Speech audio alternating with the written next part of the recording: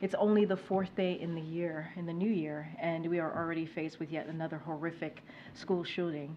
And the question that we ask is, when will enough be enough? The questions that families ask and the victims of families ask is, when will it be enough? When will enough be enough?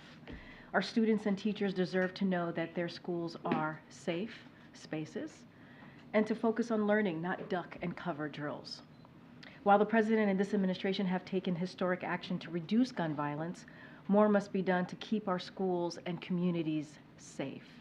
Congress must act to enact universal background checks, ban assault weapons and high-capacity magazines, require safe storage of firearms, end the gun industry's immunity from liability, and pass a national red flag law. We cannot allow these tragedies to continue.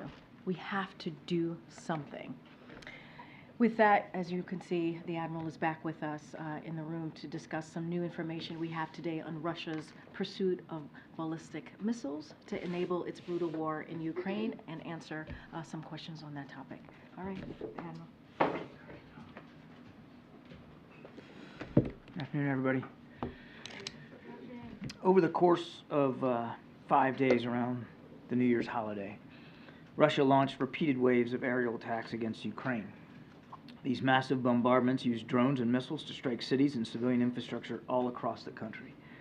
Strikes reportedly hit a maternity hospital, a shopping mall, residential areas, killing dozens of innocent people and injuring hundreds more. As Russia continues to launch these brutal attacks, the United States has new information to share about the support that Russia is receiving from third countries. Due in part to our sanctions and export controls, Russia has become increasingly isolated on the world stage, and they've been forced to look to like-minded states for military equipment. As we've been warning publicly, one of those states is North Korea. Our information indicates that the Democratic People's Republic of Korea recently provided Russia with ballistic missile launchers and several ballistic missiles. On the 30th of December, 2023, Russian forces launched at least one of these North Korean ballistic missiles into Ukraine. This missile appears to have landed in an open field in the Zaporizhia region. And on January 2nd, Russia launched multiple North Korean ballistic missiles into Ukraine, including as part of its overnight aerial attack. We're still assessing the impacts of these additional missiles. We're releasing a graphic here, which you can see behind me, that documents the launch of these missiles from Russia into Ukraine. And as you can see, the graphic shows the area from which Russia launched the North Korean supplied ballistic missiles on those 2 dates, as well as the impact location inside Ukraine of the missile that was launched on the 30th of December. And as I said, we're still assessing the impacts of the other additional missiles that were launched on the 2nd. We expect Russia and North Korea to learn from these launches, and we anticipate that Russia will use additional North Korean missiles to target Ukraine's civilian infrastructure and to kill innocent Ukrainian civilians. These North Korean ballistic missiles are capable of ranges of approximately 900 kilometers. That's about 550 miles. This is a significant and concerning escalation in the DPRK's support for Russia. Now, in return for its support, we assess that Pyongyang is seeking military assistance from Russia, including fighter aircraft, surface-to-air missiles, armored vehicles, ballistic missile production equipment or materials, and other advanced technologies. This would have concerning security implications for the Korean Peninsula and the Indo-Pacific region. We've also said publicly that Russia is seeking to acquire close-range ballistic missiles from Iran. At this time, we do not believe that Iran has delivered close-range ballistic missiles to Russia. However, the United States is concerned that Russian negotiations to acquire close-range ballistic missiles from Iran are actively advancing. According to press reporting, in September of 2023, Iran's Revolutionary Guard Corps, the IRGC, hosted Russian Defense Minister Shoigu in Iran and showcased its Ababil close-range ballistic missile and other missile systems. This event marked the first public display of ballistic missiles to a senior Russian official visiting Iran since February 2022. More recently, in mid-December, the IRGC Aerospace Force deployed multiple ballistic missile and missile support systems to a training area inside Iran for display to a visiting Russian delegation. We assess that Russia intends to purchase missile systems from Iran. So in response to Russia's activities with Iran and North Korea, we are taking a range of steps with our allies and our partners. First, Russia's procurement of ballistic missiles from the DPRK directly violates multiple UN Security Council resolutions. We will raise these arms deals at the UN Security Council alongside our allies and partners, and we will demand that Russia be held accountable for, yet again, violating its international obligations. Second, we will impose additional sanctions against those working to facilitate arms transfers between Russia and the DPRK and between Russia and Iran.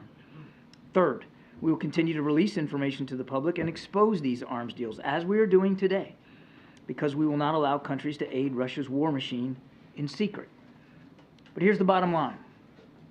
The most effective response to Russia's horrific violence against the Ukrainian people is to continue to provide Ukraine with vital air defense capabilities and other types of military equipment. To do that, we need Congress to approve our supplemental funding request for Ukraine without delay. Russia is relying upon its friends to replenish its military stockpiles and enable its war against Ukraine. Iran and the DPRK are standing with Russia. Ukrainians deserve to know that the American people and this government will continue to stand with them. So it's critical that Congress meets this moment and responds by providing Ukraine with what they need to defend themselves. The time for Congress to act is now. Thank you. Thank you. John, can you talk a little bit about how you obtained the information? Where did it come from? And then also, do you have any idea whether there are more that Russia has more from the DPRK coming as well, or have they sort of exhausted DPRK and now they're moving on to Iran? So on your first question, I have to be, I think you understand, I have to be very careful here. We have been able to downgrade this information to provide to you today. As you know, intelligence is a mosaic, and we get information from many different sources that are corroborated and knit together to create the fabric that you saw today. So I'm not going to really be able to go into great detail about all the pieces that helped us put this together, but it was a wide range of intelligence sources over a period of time. As for their inventory now, again, I want to be careful here, but I would just put it this way, that we haven't seen anything that would tell us that Russia is not still reliant on munitions and missiles from North Korea. And as you remember, we also downgraded some information months ago about their procurement of artillery shells. So this is a relationship that has been ongoing, and we're obviously deeply concerned that it appears to still be in force, and that's why we're going to take those actions here at the UN. And in regards to Iran, how close is Russia to obtaining or to purchasing missiles from Iran? All I can tell you is what I said at the top, which is we have not seen them consummate a deal for close-range ballistic missiles. Go ahead, Michael. Admiral, I think you said in your topper that you sort of attributed part of the reason that Russia is having to go to these sources to the success of American sanctions aimed at their domestic production. But in our reporting suggests that there is intelligence that the domestic production of missiles inside of Russia has largely recovered, and in fact now the daily production of missiles inside Russia by Russia's own manufacturing system has now exceeds what it was pre-war. So how much does the U.S. government believe they really need these North Korean and Iranian systems, or is it just that is the sort of more scary part, that they're getting some different systems than they have the capability to build? Or what difference does it make that they're getting them from North Korea if they have the production capabilities to do it themselves? Well, there's awful lot there, Mike. So first of all, it's not just U.S. sanctions and export controls. It's really an international effort to put pressure on his war-making ability, and we do believe it has been effective. I mean, he's now able to produce Iranian-designed drones on Russian soil because of this deal he's got with Iran. And as we've talked about, he's going to countries like North Korea for additional munitions, missiles, and artillery shells. I can't speak to the degree to which his defense industry has somehow managed to overcome the pressure.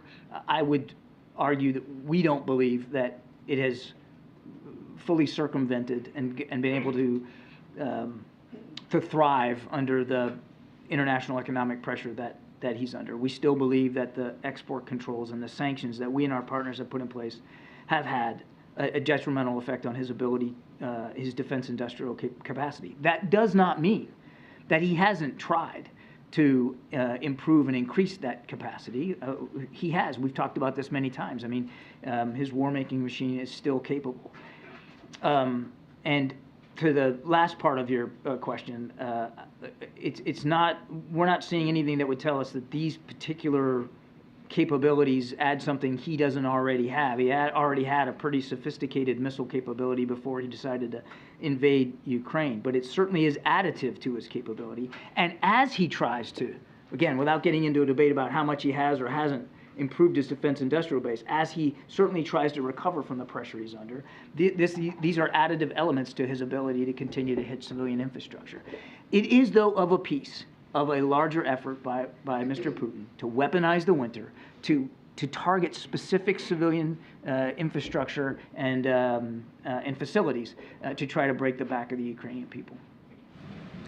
John, I want to go back to something you said yesterday. You said Hamas still has a significant force posture inside Gaza. And I'm wondering how you square that with the civilian casualties. I mean, if an estimated 22,000 people have died, and you're saying that Hamas still has a significant presence in Gaza, aren't you essentially saying that this campaign is not effective? No, that's not what I'm saying at all.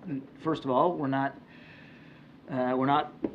chipping in from the sidelines here and giving them a report card on all their operations. You can still be effective against the leadership of an organization and still have many members of the organization survive. They have gone after the leadership at various levels, and they will continue to do that. But I don't see the dissonance there.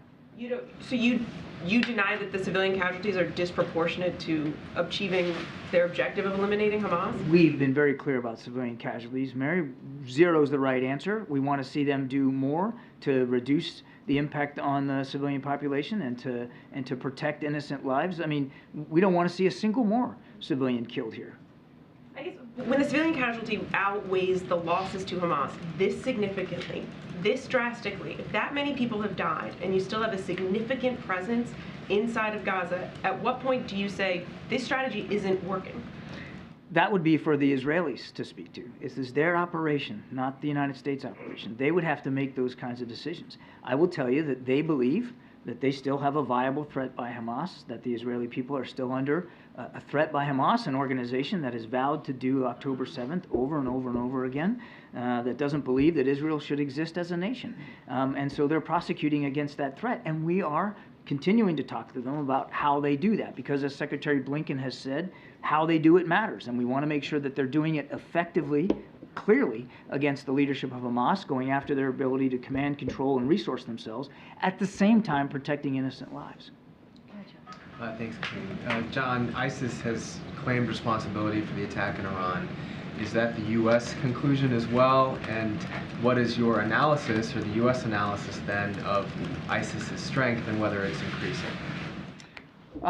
We have seen the public credit now that ISIS-K has taken for the attack in Iran. We're certainly in no position to doubt that claim by ISIS-K.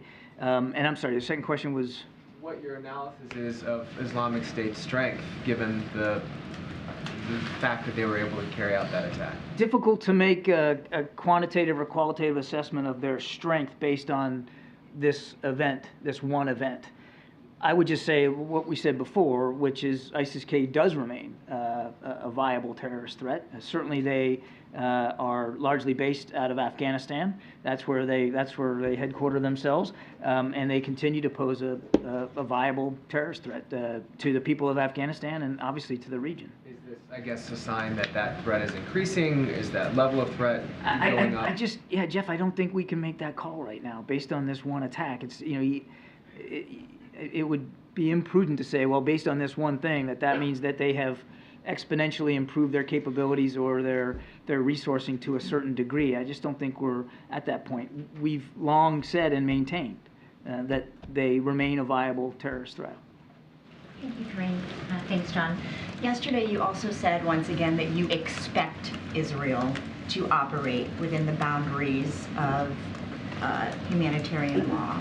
But the last time I asked you whether the U.S. had assessed whether it was doing that or not, you said you did not know of any assessments.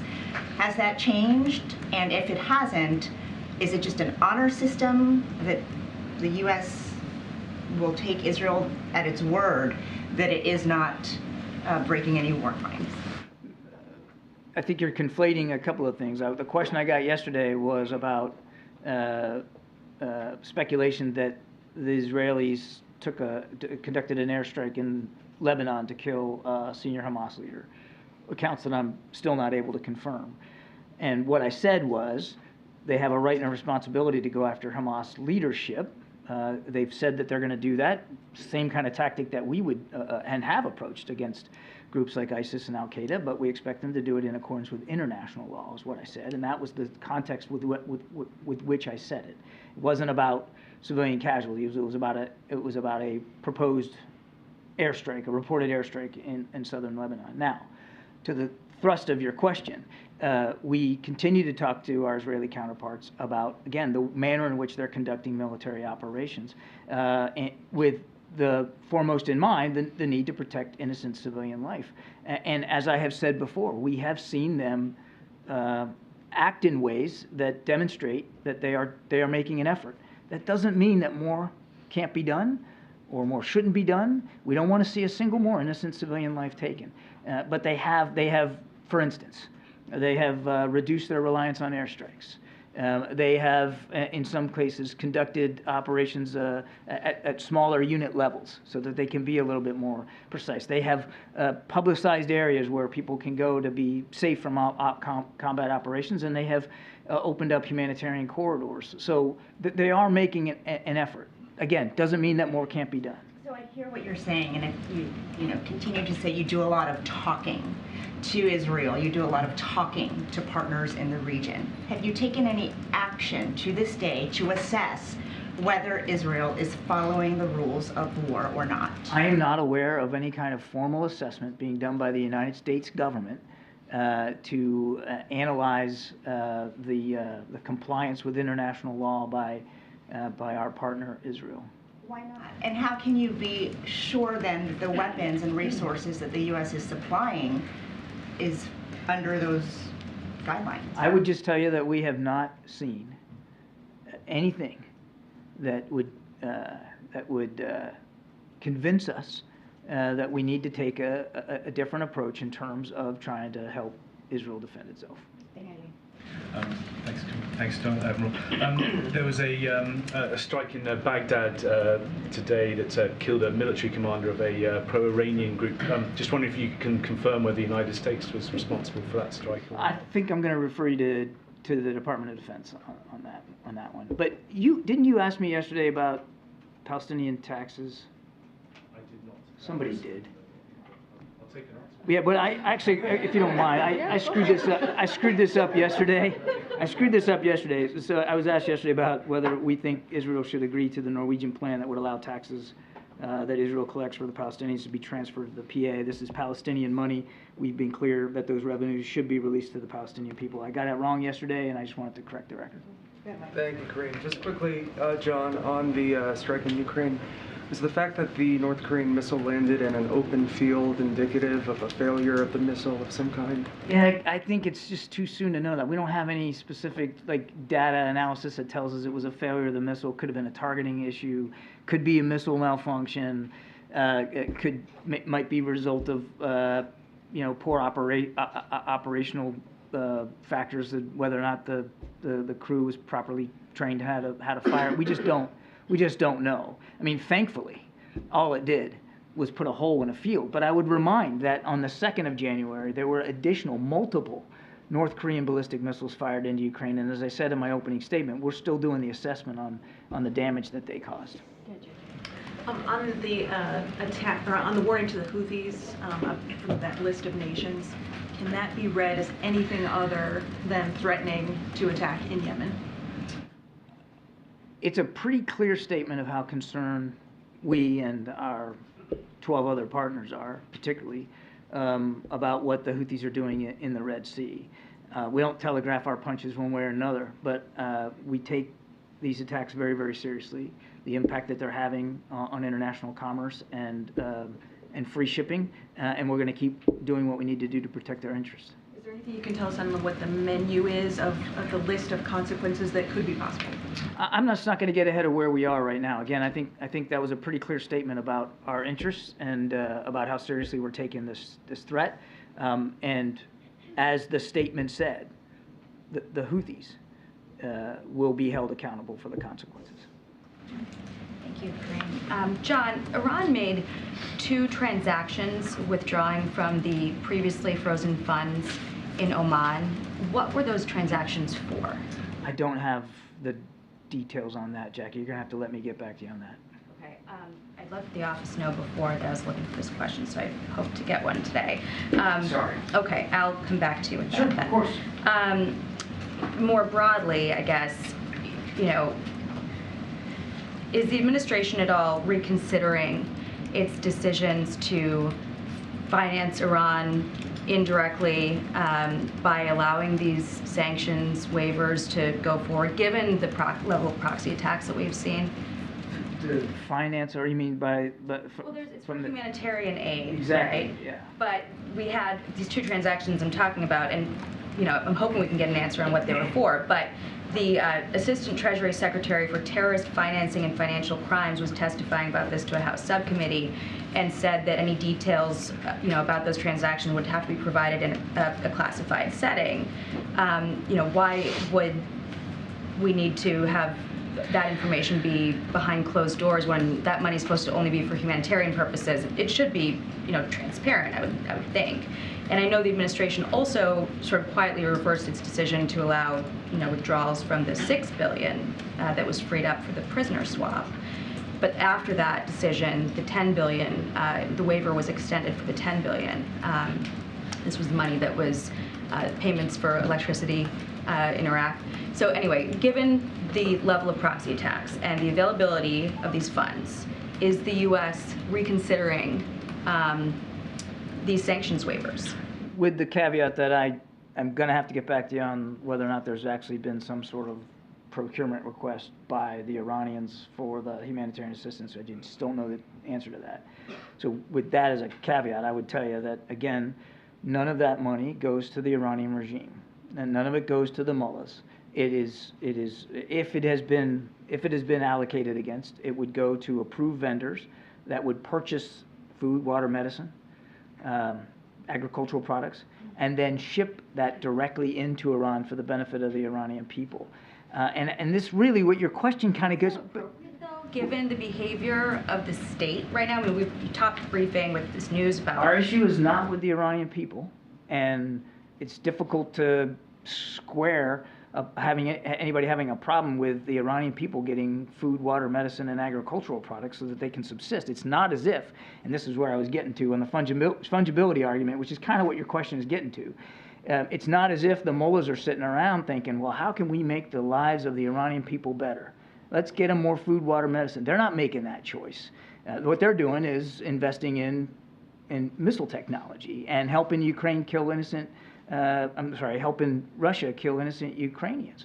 So it's not, you know, the fungibility argument just doesn't stand up. It's not like it frees up money that they were going to use on food and water that now they're going to go buy missiles with. They've been focusing. That's exactly what it does. Well, and I would argue that the critics are incorrect. It's the mullahs, the regime in Iran has been doing that consistently over multiple presidential administrations, Republican and Democratic. They have hegemonic ambitions in the region, and they are a destabilizer in the region, and they have been investing a lot of money into advanced military capabilities to try to push forward that vision. It's not as if they've been prioritizing the Iranian people, and this money, these funds are designed for the Iranian people and for their benefit only. One very last question. Can the administration name a single lawmaker who has called to reduce the number of Border Patrol agents?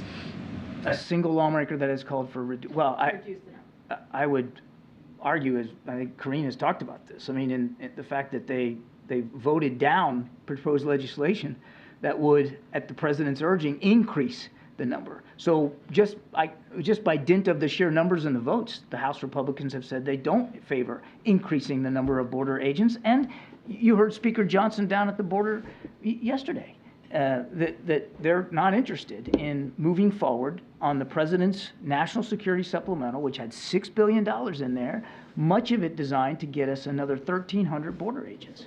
The 2,000 Border Patrol agents being eliminated, I think that's a reference to the House DHS appropriations bill, which was obviously not taken up by the Senate. They had a CR, but that very bill, I mean, Republicans say that it actually would have increased the number of Border Patrol agents because it was going to eliminate funds for climate change and clean energy programs. I mean, the White House even issued a statement at that time saying that those cuts to those programs would be, unpalatable to the president. But this is sort of the first time I've been hearing this claim about eliminating 2,000 Border Patrol agents and painting a picture like we're short 2,000 at the border when, in fact, that didn't happen. When the proposed legislation has additional border agents in it and House Republicans voted down, I'm not sure how else you want to take that. All right, go ahead.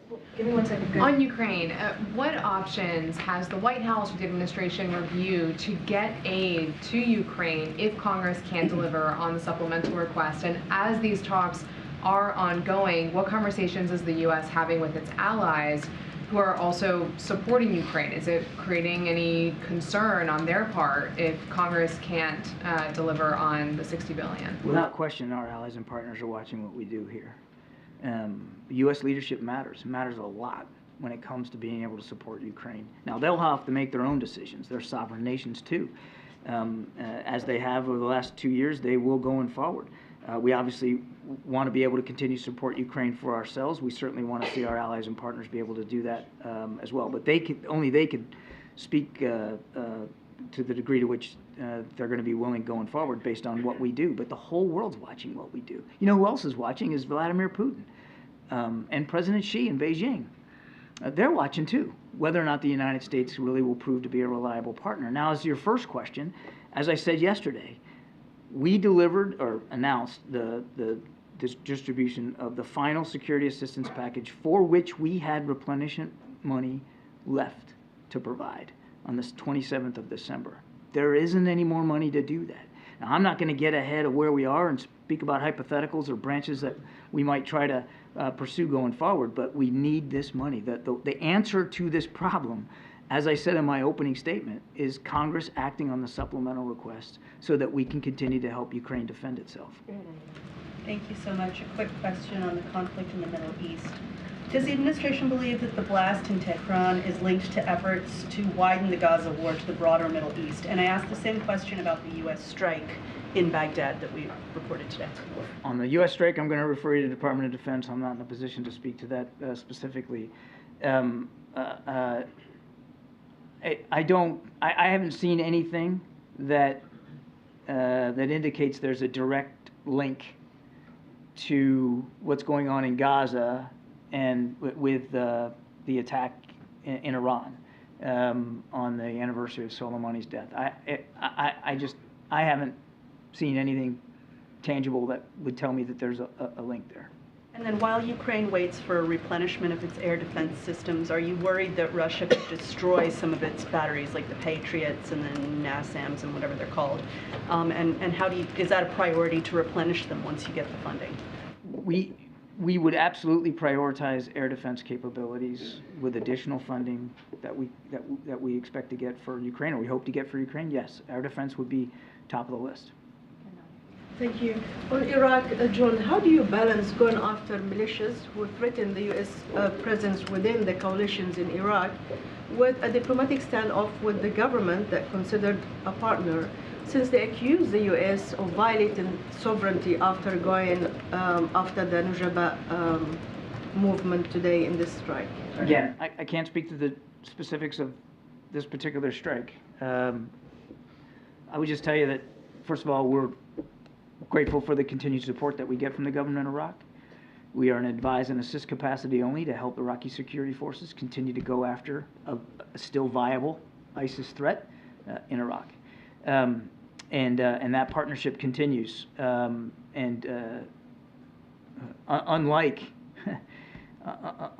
Iran and the IRGC, we actually respect Iraqi sovereignty. and we take that seriously. You know what else we take seriously? Defending the lives of our men and women in uniform who are in Iraq, at Iraq's invitation, to help them get better against this terrorist threat. We take that seriously too. We have a right and a responsibility to make sure that they are well defended. And as the President has said, we'll continue to do what we have to do to protect our people. One more. You said that Israel conducts this war and you want to see zero civilian casualty. Many believe that without the U.S., Israel cannot conduct this war because you support them militarily, you shield them at the UN Security Council. So you have huge leverage over the Israelis how they should conduct this war, especially that we've seen cabinet ministers attending a war cabinet in Israel, which we haven't seen before with other allies. So would you say that you actually can help to push more to reduce the number of civilian casualties, to increase humanitarian aid to Gaza, considering that aid organizations are saying that by February, Gazans are facing famine in the 21st century? First, let me say we're very mindful of the humanitarian crisis that exists in Gaza, whether it's food, obviously medicine, water. And that is why, to your specific question, we have worked hard since the beginning of this conflict to talk to the Israelis about how they're conducting these operations, to lead the world literally in increasing humanitarian assistance inside Gaza now. Now, there's 2 gates open, Rafah and Kerem Shalom. That's not by accident. That's because the our American diplomatic efforts have done so much to get those gates open, and the trucks continue to flow. Not as much as we want, but they are. We're leading the world in terms of trying to make sure that we can alleviate that humanitarian suffering in Gaza. And that takes a lot of tough conversations sometimes with our Israeli counterparts, but we're not shying away from that. Secretary Blinken is literally on his way back to Israel today as we speak to have these continued conversations with our Israeli counterparts. Thank you, Karine. Thank you, John. About Chinese spy balloons, Taiwan Defense Ministry stated yesterday that they spotted several Chinese balloons over the island. Does the White House have any reaction? Also, are you concerned about election interference as the election is approaching? Yeah, I'm not in a position to confirm reports about balloons over Taiwan. I'd certainly refer you to officials in Taiwan and to Beijing to speak to that. We obviously support the democracy and the democratic institutions of Taiwan, and we want to see free, fair, open, transparent elections there. And we're certainly mindful that outside actors could try to interfere, and we continue to urge anyone outside Taiwan not to interfere in their ability to have a free, fair, democratic election. Thank you, Karine. Happy New Year, Karine. Happy New Year, Admiral. On a somber note, Kfir Bibas, the youngest hostage being held captive in Gaza, turned 1 yesterday in captivity. So Kfir, wherever you are, Yom Holedet Sameach, happy birthday. Kulanu mitpalelim b'shvilcha, we're all praying for you. I have 2 questions about the recent U.S. intel report that came out regarding the Shifa Hospital being used as a Hamas command and control center. First of all, can you share with us what new information has come to light now that we didn't already know back in November when the Israelis took control of the complex? I'm not aware of any new information that has come to light since the Israeli operation at Al-Shifa. So this recent intel assessment is only confirming what we already knew then? It is. Okay. And my second question is, what's your reaction to U.S.-funded agencies like UNRWA that have had a presence in these hospitals, that have had schools that is being alleged to have been used as stockpiles for weapons? Does this make them complicit in any way? How does the administration view this? And is there any way that you plan on adjusting your strategy moving forward as far as dealing with UNRWA and other such agencies? UNRWA, the UN relief agency, does important work. In fact, they're doing a lot of heavy lifting right now in terms of trying to get food, water, medicine to the people of Gaza all up and down the strip. They're doing a lot of work, and they're doing it in harm's way, very much so in harm's way. And you can't hold them accountable for the depredations of Hamas and the way Hamas uses civilian infrastructure, including hospitals, for command and control, for storage of weapons, for the holding of hostages. Shouldn't they at the very least raise the alarm if their own facilities are being used in a military? I'll let the UN speak to their agency and what alarms they want to raise or not. We gave them $1 billion. They do good work in Gaza, and they are important to helping get the humanitarian assistance to the people of Gaza. And we're grateful for that work that they're doing, very much in harm's way. I'll let them speak to whatever concerns they have over Hamas's activities and the degree to which that they feel obligated to speak out or not. It's not some state secret here that Hamas hides itself in hospitals and schools and digs tunnels under residential complexes and neighborhoods. I mean, this is what the Israelis are up against, a group that absolutely doesn't abide by the laws of war and has no compunction about putting civilian lives in greater danger. If I could ask you very quickly, John, about the U.S. service member's mother and uncle who were safely freed thanks to a rescue operation from Gaza. It happened in the last several days. I know the U.S. military was not directly involved in this. Can you tell us what role the U.S. played in any way, how this came to be, how the White House became aware of the situation? What, if anything, can you tell us about those circumstances? Yeah, Peter, well, first of all, we're glad they're out. I'd couch this more as part and parcel of an ongoing effort that we have had working with Israeli counterparts and the Egyptians to allow for safe passage of Americans out of Gaza. I mean, this is part and parcel of that larger effort. So this being related to a U.S. service member didn't make it any different than any other American you would be trying to get out? Because it's not clear. I think the uncle was a U.S. citizen. It's not clear that the mother was. I just didn't know if there was any unique circumstances here. No, certainly considered them for all intents and purposes, of course, considered them Americans, and we're glad that they're out. There was no U.S. military involvement here. This wasn't some sort of special operation to get them out. Understood. Then if I could ask just one other separate question. Would the U.S. support Israel if it pursued and killed members of Hamas leadership in another country within the bounds of international law, say if it happened in Qatar? I don't want to get into specific hypotheticals here. We could go down. Right, responsibility to do it as long as it's within international law. So would that also apply to Qatar? We could go down a lot of rabbit holes here, Peter. I'm not going to get into hypotheticals. As I said, they have a right and responsibility to go after Hamas leadership. Our expectations are that they'll do that in accordance with international law. Last question. Can you just add a little bit more detail on Russia? Can you say how many ballistic missiles Russia is hoping to get from Iran? These are close-range ballistic missiles that you're talking about. Yeah, sure. I don't have that level of detail. We don't believe a deal has been consummated, so it's difficult to get into too much detail beyond that. And you said that there are that Russia has received several ballistic missiles from North Korea. How many are remaining that could still be shot into? Yeah, that's the question. Sort of a similar question to what I got before. I'm not at liberty to go beyond the information that I was able to give you at the top here. Okay. Thanks, Admiral. Appreciate it. Thank you so much. Thank you, John. Thank you. Thanks, Admiral. All right, Colleen, you want to reset us? Yes. Okay, so on Senator Menendez yesterday, does the president believe that the senator should have any access to sensitive information given the gravity of the allegations against him? And look, as you just said, this is serious. The situation is very serious, and we have said that many times before. We think it is important, right, that he did indeed step down from the chairmanship. I'm just not going to get beyond that. I want to be really careful here.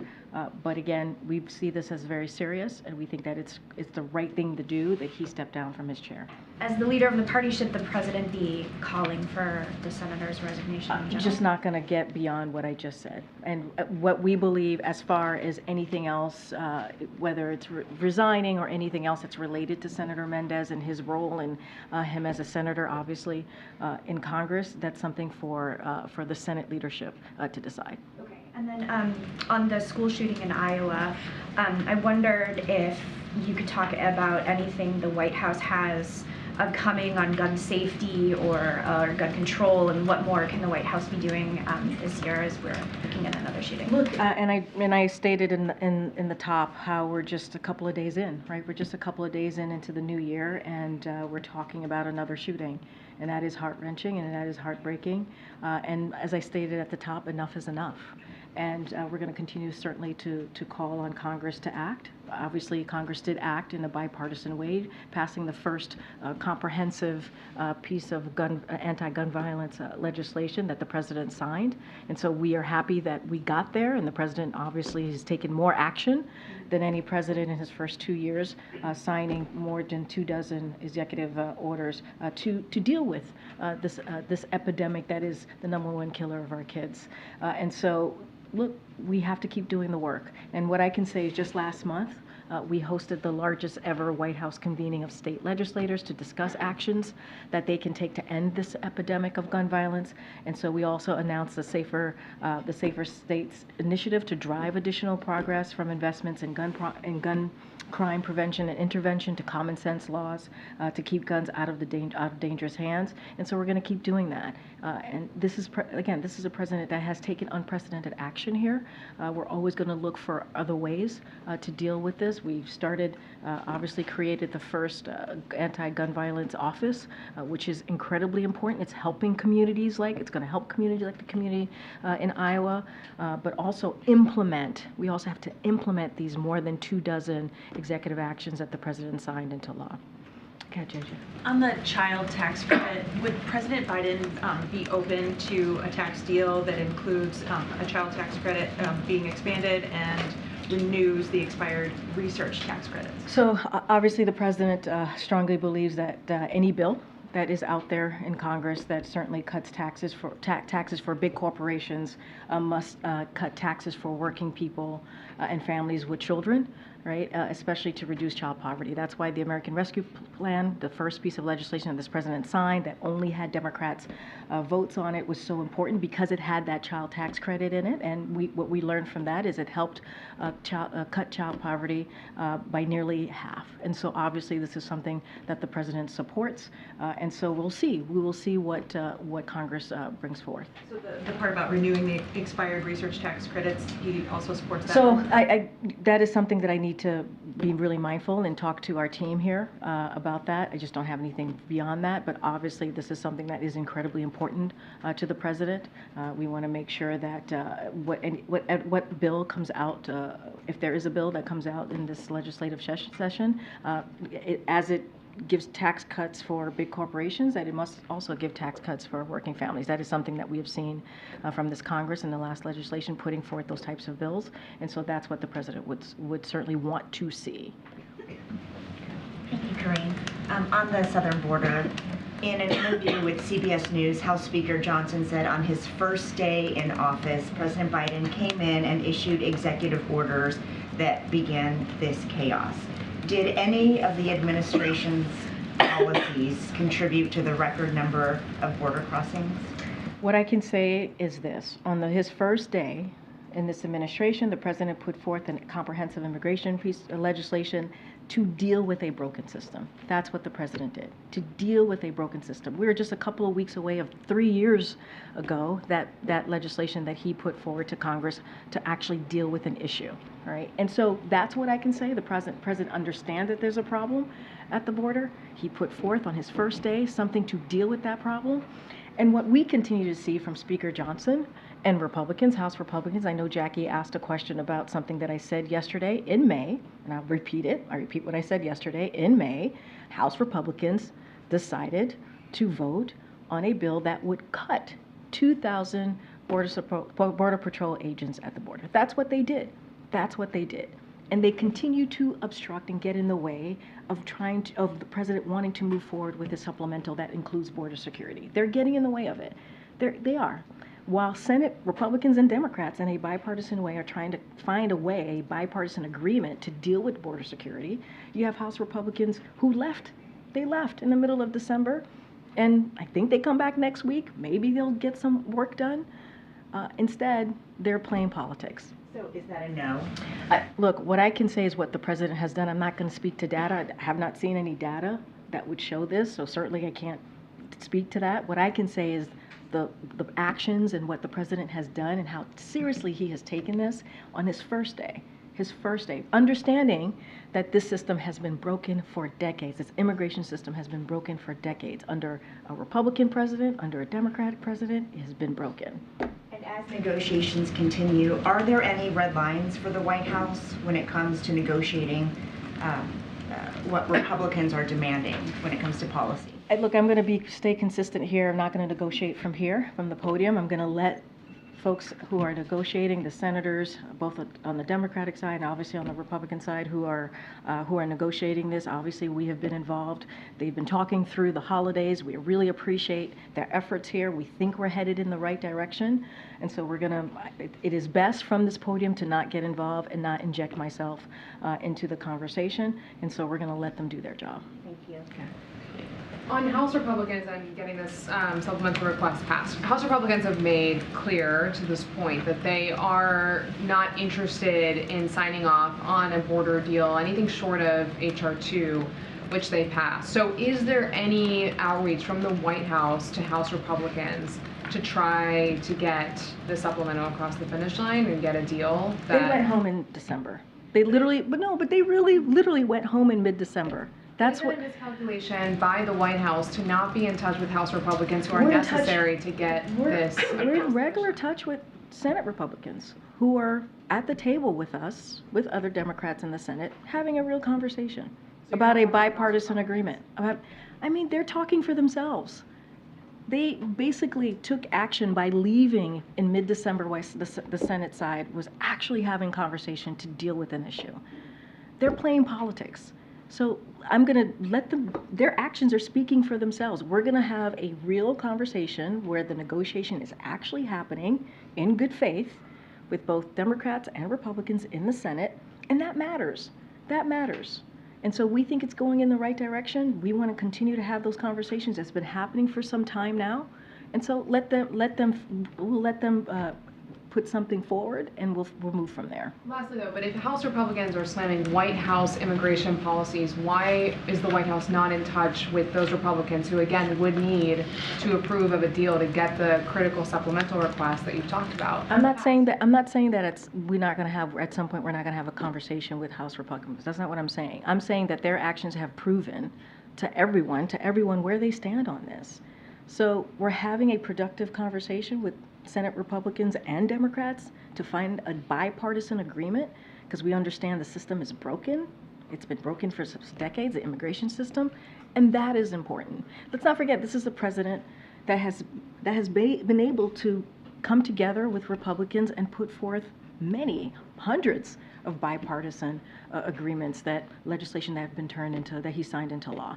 That's something that he understands how to do. His team understands how to get that done. But, you know, House Republicans, again, they left in mid-December and have not returned to actually deal with this in a real way. Instead, they're playing politics. That's what we're seeing. I'm not saying that conversations are not going to happen. Obviously, we have to have the House be involved in this too. But right now, the productive conversations are happening in the Senate.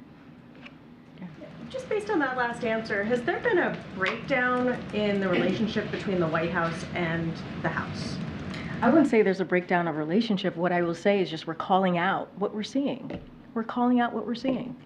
I mean, it's the facts. They left in mid-December, and who was left to continue to have the conversation as it relates to the border, right? The border security was the Senate. And when we've had and we're having conversation with both Republicans and Democrats in the Senate. I have two completely unrelated questions. Sure. Apologies for No, hogging time. No apologies. Go for it. The president did have this lunch with historians, and I'm wondering if there are any details you can share about that, and also, like, what about this particular moment has him reaching out to historians? So look, the president has done this before. Here's something. Okay. I heard a voice. No worries, Jackie. I thought I was hearing things, but I'm not. I was like, I'm the only person that's hearing it. Okay.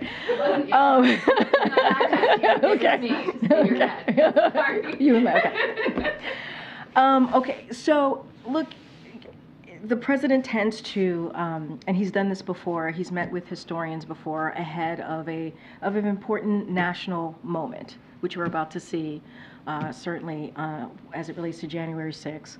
And he met with these historians, a diverse group of historians, to hear from them, to hear directly from them on their thoughts about our democracy here in this country and abroad. And the president felt it was incredibly important to hear from this diverse group of historians. And again, he's done this before. It's not the first time. And so it also, I think this says a lot about how the president sees things more broadly. He believes in hearing from a diverse group of people, hearing different voices on policy issues, and certainly something as important as our democracy. And that's what you essentially saw from this president yesterday. And then just one more thing. How concerned is the president about what appears to be a pretty botched rollout of the federal financial aid form? It was due to be out in October, then it was a drop-dead deadline at the end of the year. Now there's this soft launch that is going quite poorly, and there's like hundreds of thousands of American families trying to figure out paying for college. So look, I do want to take a little bit of a step back here and just lay out a little bit of what we've been able to do over the weekend.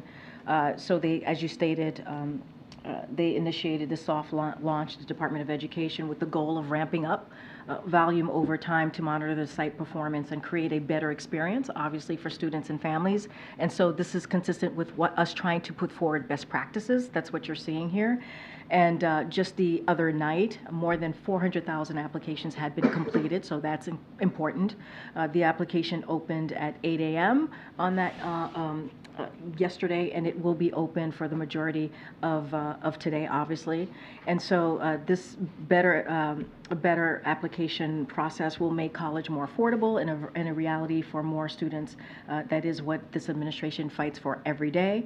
And so obviously the Department of Education could speak more specifically on details. But this is part of our best practices. We're trying to do our best to make this process easier for families and students.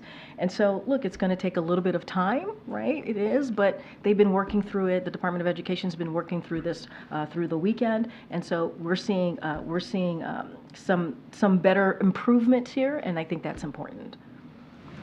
Go ahead, I didn't get to you. Go ahead. Could you give us some more information about the president's talk tomorrow, his visit to Valley Forge, which was pushed up from Saturday? Say that last part. It was pushed up from Saturday because I guess we're going to have a snow. Yeah. So as you heard from the campaign, I just want to be careful because this is a campaign event, so don't want to get too far ahead of the president. Obviously, the campaign could share a lot more details about the trip tomorrow, and as you just stated, it was meant for him to be there on the actual day of January 6th because of the weather, potential weather conditions. He's going to be there tomorrow on Friday. So what I will say is that and the president has said this many times before, January 6th was an unprecedented, certainly attack on our core principles and our democracy and the rule of law in our Constitution. And so this is something that the president takes very seriously.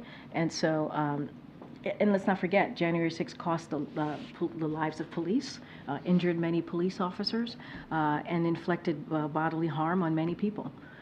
It was a site that was horrific. We saw a Confederate flag flying in the halls of the Capitol, and that's what we were dealing with. It was disrespectful to our Constitution, an attack on our democracy, and the president, and let's not forget, these are values that we hold very close as a country, as a nation.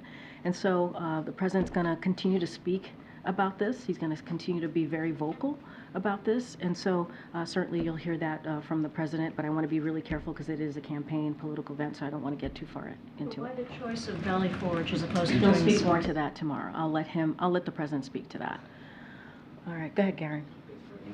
The NAACP and community leaders are decrying a ruling from a judge in Jackson, Mississippi, a predominantly black city of the capital of Mississippi, that would allow state leaders to appoint a judge and prosecutors as opposed to the residents being able to elect those that judge and prosecutors. They say this is racial discrimination and an issue of democracy. Does the White House have a position on this ruling? So as you know, it's an ongoing litigation, so I want to be careful we don't comment on ongoing litigations. But while the Federal Appeals Court temporarily halted this decision from moving for now, it's important that every state respects the democratic process and the will of the people. That is something that the president believes. And the denial of self-governance is an affront to the democratic values on which our nation was founded. And so the people of Jackson, certainly like any other American across the country, they deserve to have their voices heard. That is important. That is something that the president believes, certainly, and also the vice president and the rest of the administration believes. So I'll leave it there because, as you know, the litigation is continuing. Tomorrow's job reports, numbers that will come out tomorrow. The White House has touted a lot of last year's record low black unemployment rate, but that only tells one part of the story in terms of the black economy. While black wealth has increased, so has the racial wealth gap. Home ownership for black Americans continues to be at just as low as it was in the 1960s, and the price of homes is still pretty high. Are there any indicators that the White House can point to that suggests that the economic conditions for black Americans will improve this year? Yeah, so I have a couple of indicators that I'm happy to go through with you. I'll say this at first, though. The president has talked about investing in America. He talks about his Bionomics plan and how it helps all Americans and make sure it doesn't leave anybody behind. And one of the things that, as part of that, one of the things that the president has done with his plan is make sure that we invest in black communities. That is something that the president finds to be incredibly important so that we do not leave communities behind. And you saw the president go to Milwaukee, Wisconsin, where he visited a black small businesses and talked about how black small businesses have been essentially growing under this administration, and that's important, and by millions. The numbers by millions more broadly on small businesses being created on this administration, so that's important. So a couple of things that we saw data because of the American Rescue Plan that the president signed, first piece of legislation that he signed that only Democrats voted for in Congress. We've seen a couple of things. Over 2.5 million black Americans have gained jobs, and the black unemployment fell from 9.2% to 5.8%. Black wealth is up at a record 60% since 2019. That's something that you just stated in your question to me. The number of black households owning a business has more than doubled since 2019, and black business ownership is growing at the fastest pace in 30 years. And something else, too. There's 2/3 of new clean energy jobs are in communities of color, including nearly 60,000 in black communities. And let's not forget the insulin cap, right, for our seniors that the president was able to get done under the Inflation Reduction Act. That's going to have a huge effect on black communities as well. So these are the actions that the president has been able to take through legislation, right, very, very important legislative actions that we have seen communities like the black community be able to see an investment in their communities and also not be left behind like they have been for decades. Go ahead, Ed. Yeah, thanks. I'm going to ask you about electric vehicles. So Ford today says that in 2023, last year, their EV sales accounted for 3.6% of their overall sales. GM says that it only sold half of what their target was for EV sales. Any consideration to moving some of those EV mandates back and let the technology and market preference catch up? So Ed, I'll say to you that we have seen 51% of an increase in EV sales. 51%, that's the numbers, and that's across the board. That's the data that we have seen. I'm sure you've seen that number as well. And so I think that's pretty important. As we talk about climate change, clean energy, that's important that we're seeing such a boost in electric vehicles. But when you look at the actual numbers, like GM sold 2.6 million cars and trucks in 2023, 76,000 of those were EVs. Ford sold 2 million cars and trucks, 73,000 were EVs. So clearly about 96% of the consumer is saying that they don't want electric vehicles. So why not? We saw a 51% increase in electric vehicles. That's what we've seen, Ed, and that's important to note. Okay. Okay, good. Thanks. Sorry. No worries. What's the White House's reaction to members of President Biden's own administration protesting, or the case of somebody at the Department of Education this week resigning in protest against the president's policies on Israel and Gaza? Look, we've spoken to this before, and what we'll say is that people have the right to voice their opinion. We understand that these are times where, people have, it's an emotional time, and we understand that. As it relates to, I think, the Department of Education, I know they put out a statement, so I would refer you to the Department of Education, but that is something that we get. Like, people have opinions, they have thoughts. These are incredibly, personal times for people, right? But I'm not going to say much more on each resignation or each comments that people may have. I will just on that particular one, I would refer you to Department of Education. Back on that president's speech tomorrow on democracy, and December AP poll, 8 in 10 Republicans said democracy would be weakened if Biden were reelected, and that was also the view of 56% of independents. So is the president's speech tomorrow aimed at trying to convince Republicans and independents otherwise, or is it more aimed at sort of rallying Democrats about how important an issue this is? So I appreciate the question. Tomorrow's a political campaign event speech, so I'm not going to get into the reasoning behind what the president is there for, right, specifically on a campaign basis. I'm not going to get into his remarks or his speech. That is something that the campaign can deal with directly on this particular question. What I can say more broadly of what the president has said about January 6th and how it's an attack on our democracy, our fundamental values, how it was unprecedented, and how we have to continue to speak out, and it is important to do so.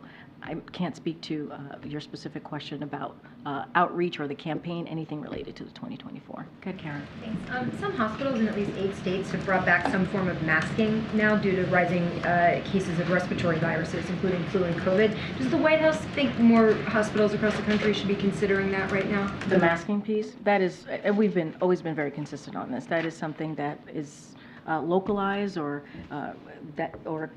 hospitals, communities, cities, states, they have to make their own decisions. That's not something that we get involved in. And how about Americans broadly now? There's 31 states in the latest data that have high or very high levels of respiratory illness, RSV, flu, and COVID. What should Americans be doing with the recommendation? So, look, it is up to each and every American to make their decision on what they want to do. We have a range of tools, right? That is something that we've been able to do these last 3 years for people to protect themselves from the impact of COVID, whether it's a vaccine, whether it's at-home testing, whether it's treatments, right? All of these things are incredibly important. So there are tools available for folks, and we're going to certainly encourage Americans to take those steps. We're not going to. It is up to them. It is up to them as it relates to masking what individual Americans want to do. That is not something that we're going to regulate. Back here. What do you say? Go ahead. No, it's unbelievable. Unbelievable. I love you so much, James. Go ahead. Go ahead. It is. On gun control, you mentioned the 2022 bill the president signed. Yeah. Do you think that that bill is having an impact on the number of mass shootings that we're seeing now? So look, I think that piece of legislation certainly was important. It is taking steps for states, for example, and states to take actions to deal with gun violence in their communities, but we need more. We're always going to say we need more. The president also took, as I mentioned earlier, 2 dozen actions, right? Executive actions to deal with gun violence, the epidemic that we're seeing across the country. But honestly, the way that we're going to deal with this is to have legislation that deals with high-capacity magazines, assault weapons ban. That's how we're going to move forward. A national red flag ban, and that's how we're going to deal with this epidemic that we're seeing across the country. That's why we keep saying enough is enough. Congress needs to act. Yes, it was important that we took this step. 30 years. It took 30 years to sign that bipartisan, not to sign, but to get that bipartisan legislation done, and the president obviously signed it, but we need more. It is not enough. That's what we believe. It's just not enough. All right, everybody. I'll see some of you tomorrow. Thank you.